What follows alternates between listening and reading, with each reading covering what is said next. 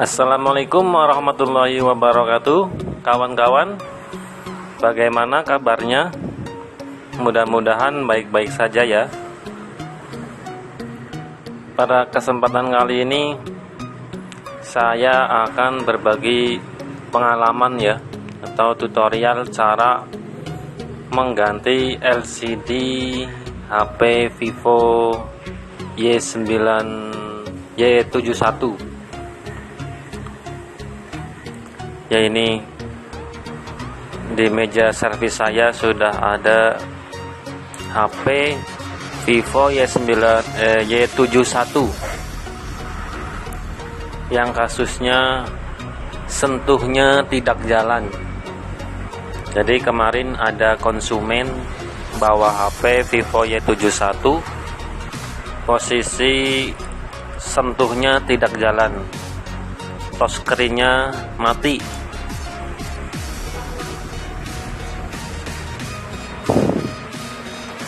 Dan saya sudah konfirmasi ke user bahwa HP-nya harus diganti LCD-nya, jadi harus satu paket. Coba kita lihat.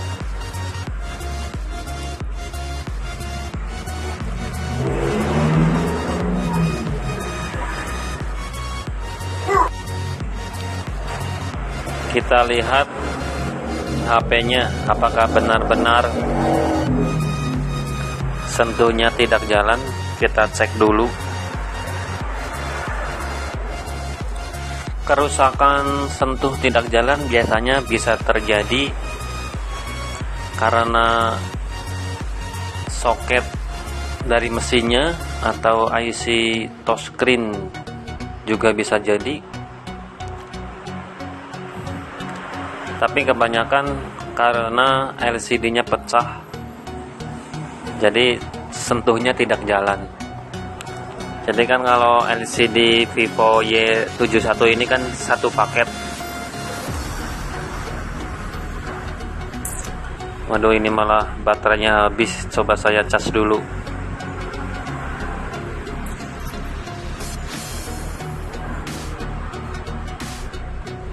Coba saya hidupkan lagi.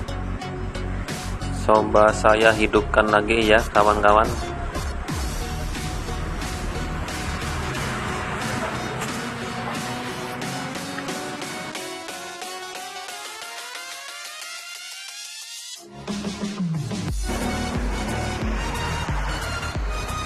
Oke, HP-nya sudah hidup dan saya coba sentuh, tapi tidak ada respon di HP-nya.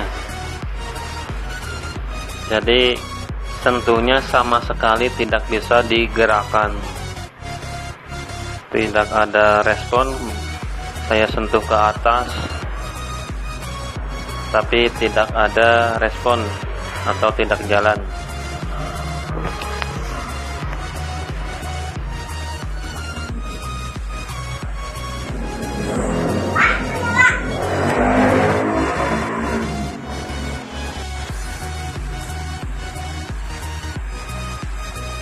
Dan saya coba mau buka HP-nya. Siapkan saja sebuah obeng plus. Sebelum membuka casing belakang, silakan cabut dulu SIM tray-nya. Ada di sebelah kiri ya, sebelah kiri atas. Silakan ditusuk pakai jarum.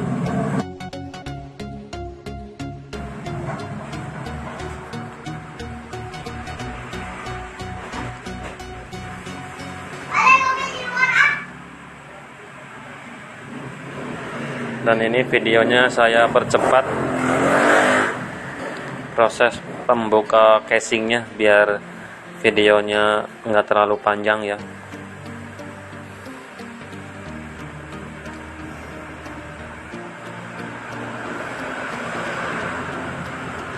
Buat kawan-kawan, buat teknisi pemula, silakan dilihat video tutorial cara mengganti LCD HP Vivo Y71. Sebenarnya nggak terlalu ribet ya, cuman membuka casing belakang, terus penutup mesin, seng itu ya, semacam seng penutup mesin. Dan buat pemasangannya pun cukup mudah karena cuman hanya menempelkan soket saja, soket LCD. Dan silakan bisa dicobalah, jangan takut.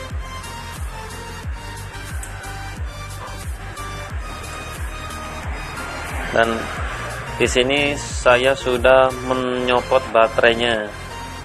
Nah, bisa dilihat itu adalah soket LCD, fleksibel dari LCD. Kalau yang sebelah kanan itu adalah fleksibel penghubung antara mesin ke pengecasan. Speaker di bagian bawah itu kan ada. Dan saya coba bersihkan dulu soket LCD-nya, siapa tahu nanti jalan ya.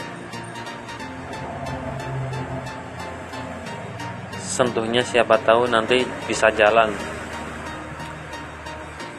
Jadi kawan-kawan kalau punya kasus Vivo Y71 sentuhnya tidak jalan, bisa dicoba triknya seperti ini ya. Jadi soket LCD-nya dibersihin dulu pakai thinner. Takutnya ada yang kotor, jadi menyebabkan sentuhnya tidak jalan.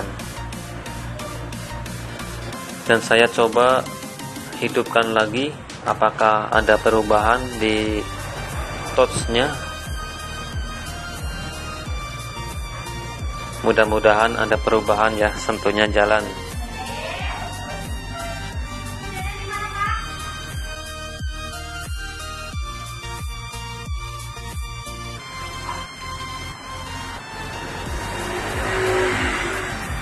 Namun di sini walaupun sudah dibersihin, tampaknya nggak ada perubahan, nihil.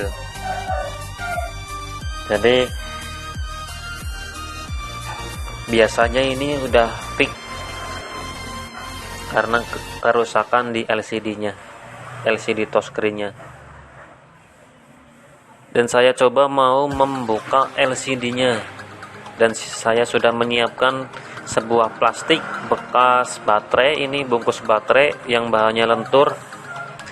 Kalau saya ada garapan LCD, saya suka menggunakan plastik seperti itu ya, seperti di video.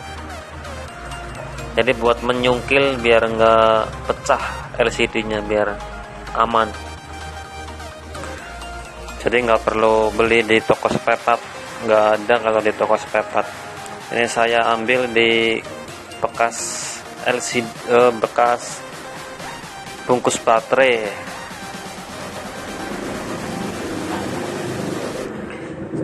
Karena saya mau membeli LCD, makanya saya copot LCD-nya biar mempermudah nanti saat pengecekan LCD yang baru. Oke kawan-kawan, saya mau OTW beli LCD Vivo Y71 ke toko spare part. Oke, kita OTW dulu.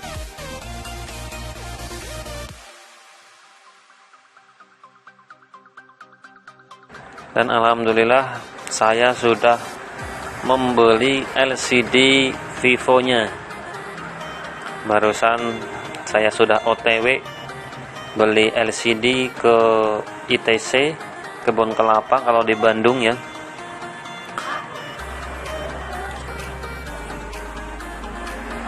Dan harganya 335.000.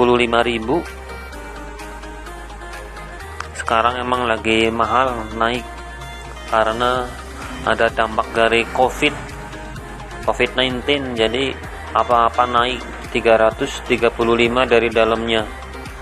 Kalau buat ke user, saya biasa ambil tarif 450 minimalnya, karena ini yang punya HP-nya tetangga sebelah, jadi saya nggak bisa ngambil banyak-banyak. Paling cukup buat beli bakso sama ya sebungkus rokok lah, dan sekilo beras. Oke bosku, Dan ini sudah ada LCD yang barunya. Coba saya hidupkan. Apakah touchscreen-nya jalan dengan sempurna? Coba saya hidupkan.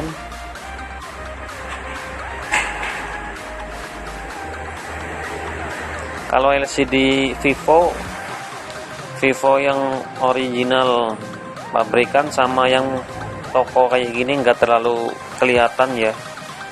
Maksudnya ya 99% mirip. Beda kalau sama HP Samsung itu kelihatan sekali itu tintanya buram. Kalau ini ya buat fisiknya juga tipis seperti ori pabrikan. Jadi buat masangnya itu nggak sesusah HP Samsung ya kawan-kawan. Alhamdulillah itu touchscreen-nya sudah bisa digeser, mantap. Nah oke.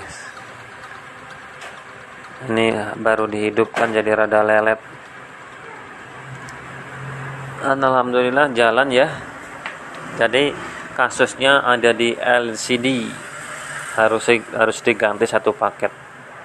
Oke lanjut bosku, kita lanjut ke proses pemasangan LCD-nya. Jadi harus dilem bagian bawahnya pakai lem khusus buat mengelem LCD. Jadi jangan pakai double tip. Kalau double tip itu biasanya kena panas, coplok lagi. Dan ini saya sediakan sebuah lem khusus buat LCD dan solasi. Jadi buat memegang biar nggak cekah atau renggang. Dan siapkan saja sebuah obeng nanti buat merakit HP-nya lagi ya. Jadi kita copot dulu LCD-nya, copot baterainya dulu, karena sebelum proses pengeleman LCD dipastikan papan LCD-nya ini harus bagus ya, jangan bengkung atau kotor. Jadi sisa-sisa LCD yang sebelumnya dipasang harus bersih. Soalnya kalau ada sedikit yang mengganjal, takutnya LCD yang baru ini pecah atau retak. Jadi sebelum proses pengeleman, pinggir-pinggirnya itu harus dibersihin dulu sebersih mungkin dan serapi mungkin. Jadi nanti kalau dipasang LCD baru tidak ada renggang.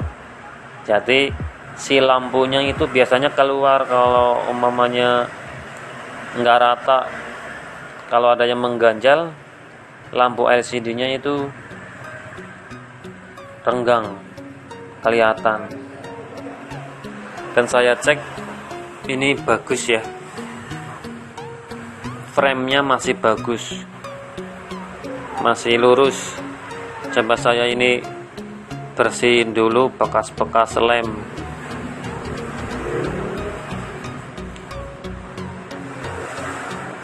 Jadi ini masih ada sisa-sisa lem ya. Saat saya bongkar kemarin, jadi udah pernah diganti LCD namun pecah lagi, kemungkinan seperti itu. Soalnya ini lemnya bukan lem ori. Kalau lem ori biasanya bukan seperti ini, ada di bagian bawah sedikit. Ini lemnya lem tukang servis, jadi tebel kelihatan.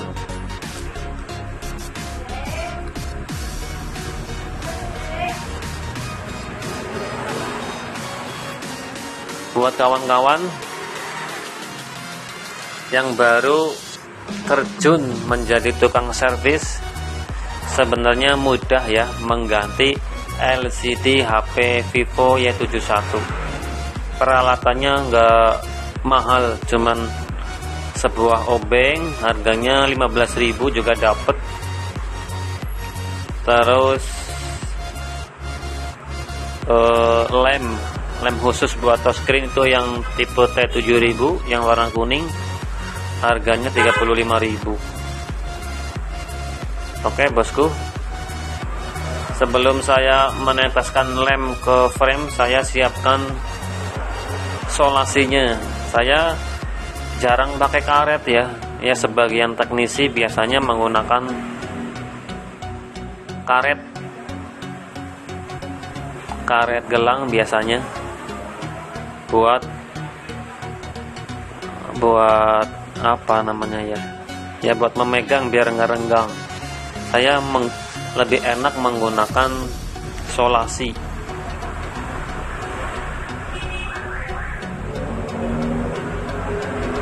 Emang sih beda-beda gimana orangnya ya, ada yang pakai karet katanya lebih kencang, tapi kalau saya takutnya pecah kalau pakai karet, soalnya dia terlalu kenceng, terlalu erat.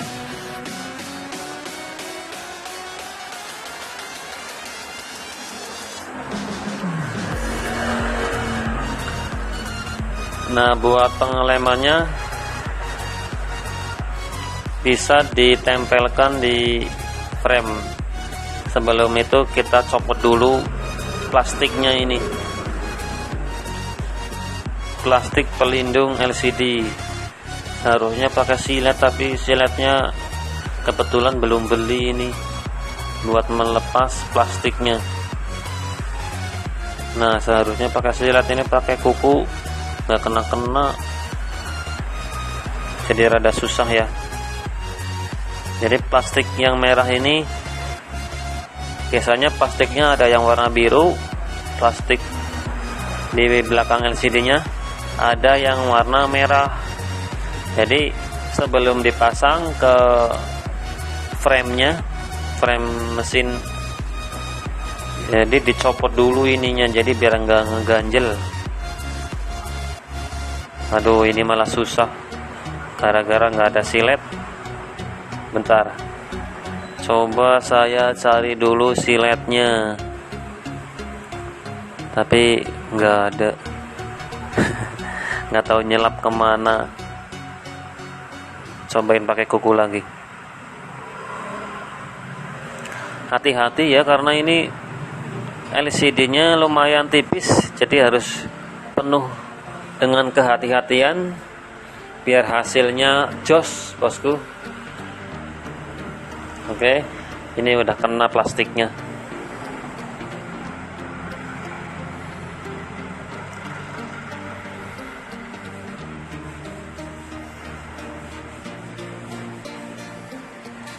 Kalau saya proses pengelemannya di bagian bawah LCD.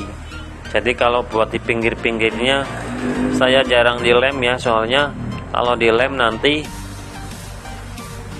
kelihatan lampunya renggang. Jadi yang dilem bagian bawahnya saja. Jika perlu dilem sedikit sekali, jadi biar enggak renggang. Nah, seperti ini ya, dikasih lem sedikit sekali bagian atas biar enggak renggang. Jadi sedikit ya, jangan banyak-banyak, soalnya takutnya malah jelek nanti masuk ke LCD.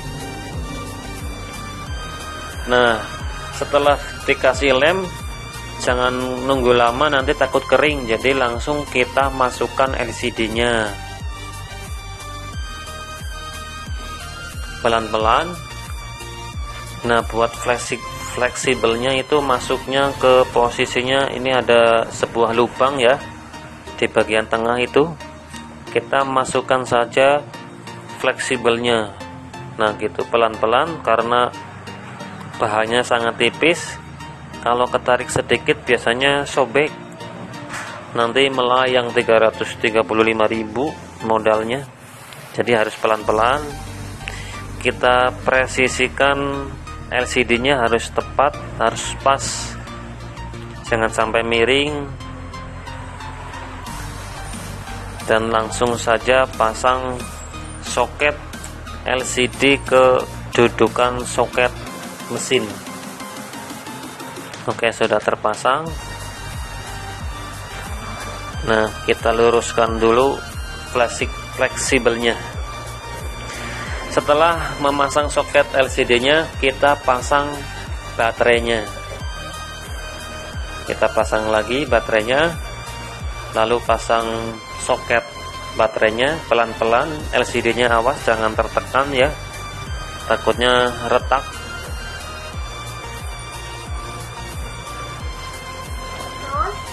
Kalau sudah ada truk berarti dia sudah masuk ya, ada suara truk gitu.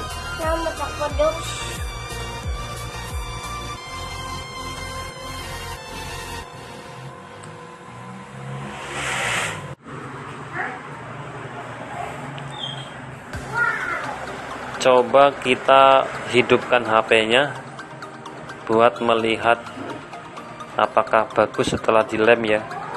Jadi proses pengeleman jangan ditekan-tekan LCD-nya, biarkan apa adanya. Hanya yang perlu diperhatikan jangan sampai miring, jangan sampai ditekan karena takutnya gambarnya buram. Biasanya kalau ada retak sedikit saja dia buram ya, jadi harus pelan-pelan.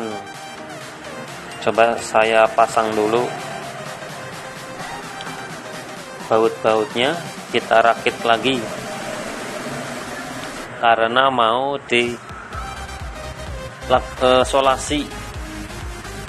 Jadi biar nggak renggang harus pakai solasi, karena lem yang buat mengelem ini, buat mengelem LCD itu keringnya kurang lebihnya 1 jam dia baru kering ya. Jadi harus kita rekatkan pakai gelang karet atau pakai solasi. Kalau saya sih pakainya solasi.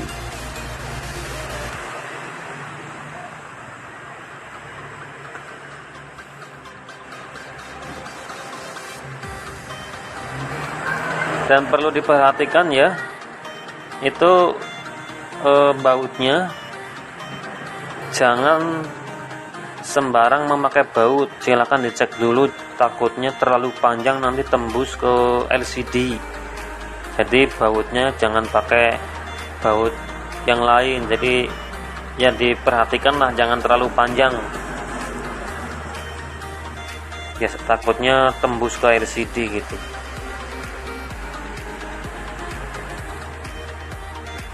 Ini dasarnya baterainya tinggal dikit, coba saya cas dulu.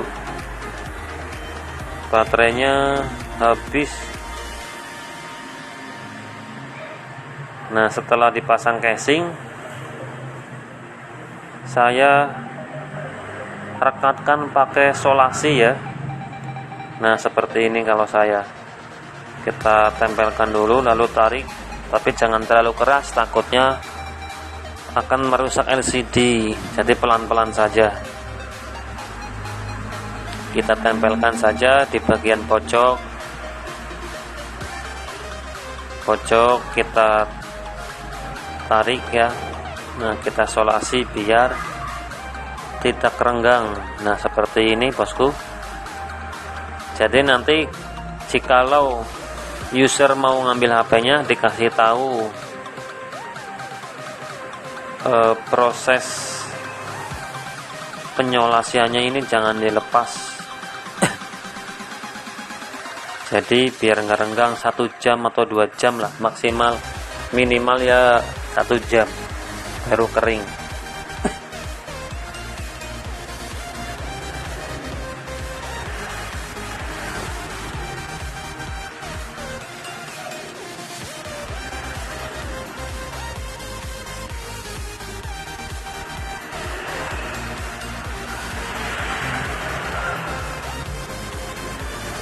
Coba. Nah, itu di bagian pojok sebelah kiri juga harus dilem ya, harus pakai solasi, jadi biar bagus.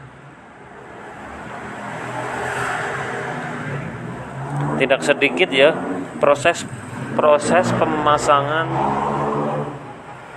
tidak sedikit proses pemasangan LCD itu kadang ada yang gagal juga.